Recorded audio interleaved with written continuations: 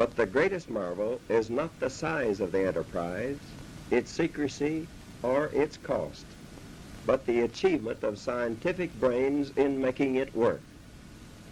And hardly less marvelous has been the capacity of industry to design and of labor to operate the machines and methods to do things never done before.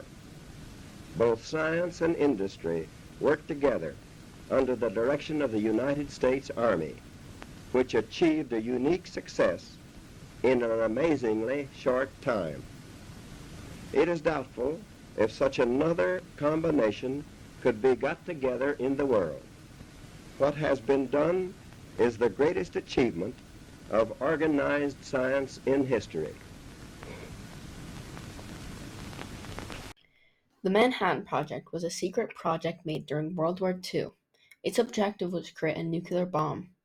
Should the government have the right to drop the bombs, and should the responsibilities be put on the scientists who made them?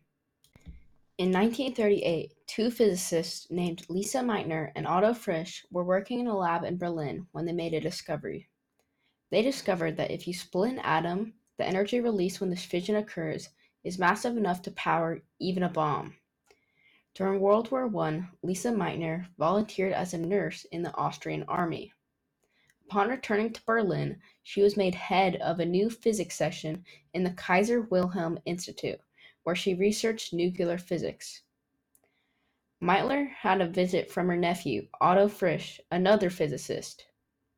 Over the Christmas holiday, the two figured out that if you strike uranium's nucleus with a neutron, it will elongate it like a water drop and then finally split, releasing a lot of energy. Because of the fascism in Germany, many scientists left Germany to go to the USA. The scientists brought information, including the information that the Nazis were creating a nuclear bomb. One of the scientists that left Germany was Albert Einstein. He decided to send a letter to President Roosevelt telling him of the nuclear bombs.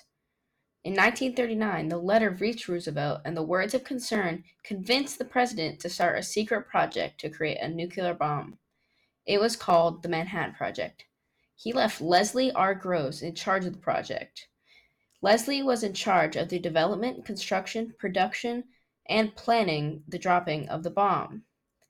He was the one that had atomic research conducted at Columbia University and the University of Chicago, and chose Hanford, Washington as a plutonium production site.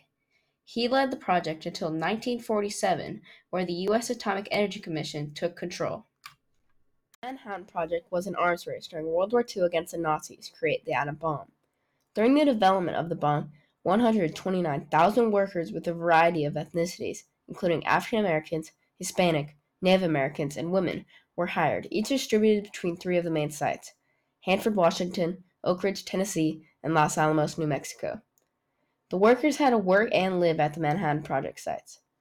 Some of these workers were known as the Calitron Girls. They were young women, many just out of high school.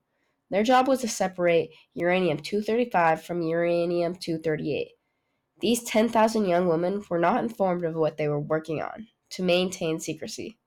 Each site was crucial to the development of the first nuclear bomb. Each site had their own important task. Hanford's job was to create mass amounts of plutonium.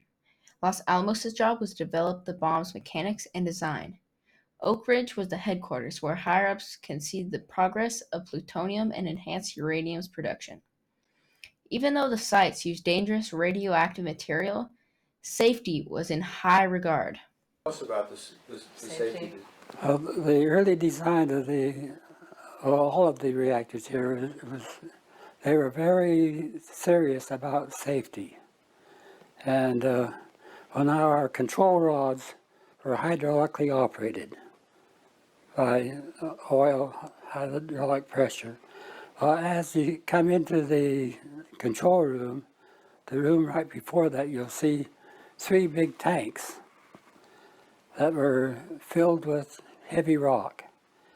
And before the reactor would start, they would pressure them up, raise them up high. So if we lost power to our hydraulic pumps, these big tanks would supply the hydraulic pressure to operate the rods. So that was one of the main safeties. Oppenheimer, one of the lead scientists and was responsible for research and design, was working on the first nuclear bomb test at Los Alamos, called the Trinity test. The bomb, called the Gadget, was dropped from a 100-foot tower and exploded, covering the sky and spreading nuclear fallout over a 200-mile wide area.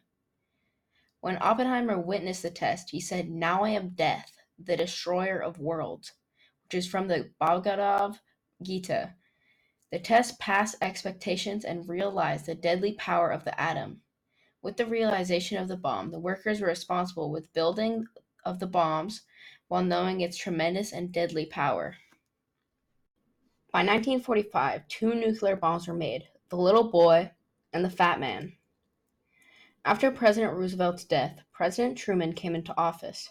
Not wanting to send troops into Japan, on August 6, 1945, Little Boy was put onto an airplane called the Enola Gay, named after the pilot's mother, and dropped on Hiroshima. 3 days later, the Fat Man, with the power of 21,000 tons of TNT, was dropped from a plane called Boxcar. It was dropped onto Nagasaki. Its explosion reached over 40,000 feet high. In total, the bombs ended more than 200,000 lives. Those who survived were disheveled with ripped clothes and burnt skin. They just didn't look like human beings. Their hair was just all standing up towards the sky. They were burned and blackened and swollen. Parts of the bodies were missing, and they were covered with blood, and clothes were tattered, and the flesh and skin hanging from their bones. Soon after, on September 2nd, 1945, Japan surrendered, bringing World War II to an end. One of the greatest questions that came out of the Manhattan Project was if the government had the right to drop the bombs, and if she put the responsibilities of it on the scientists who made them.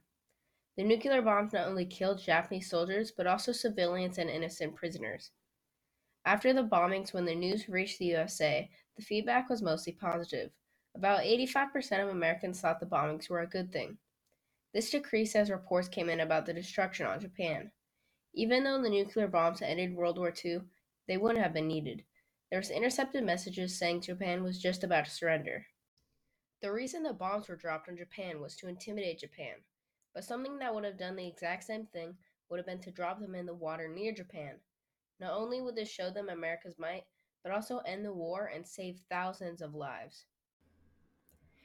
Who was responsible for the bombs was most definitely not the scientists and workers. The lower ranking workers didn't even know what they were working on, and the higher ranking ones didn't know the scale of the destruction the bombs could bring. When the scientists learned of the destruction the bombs caused, many scientists went against nuclear bombs and became pacifists. Oppenheimer himself regretted ever making the gadget, knowing it would lead to destruction and the loss of many lives. Because of the knowledge of nuclear weapons obtained from the Manhattan Project, it pushed humanity into the nuclear age and also left USA in a position of global power, which pushed into the following war, the Cold War. The project also boosted nuclear technology and knowledge not only in weaponry, but also in medical devices such as gamma cameras, PET scanners, and in nuclear power, which is a process where nuclear fission occurs, which boils water into steam that turns a turbine to generate electricity. In conclusion, the reception of the bombs went from positive to negative. Even though the project succeeded, it also had drawbacks. If the government had the right to drop the bombs is questionable, but the responsibility of the destruction from the bombs should not be put on the scientists. The Manhattan Project's legacy starts with 2 physicians evolving into an arms race, then ending World War II and leaving lasting impacts involving both positives and controversies.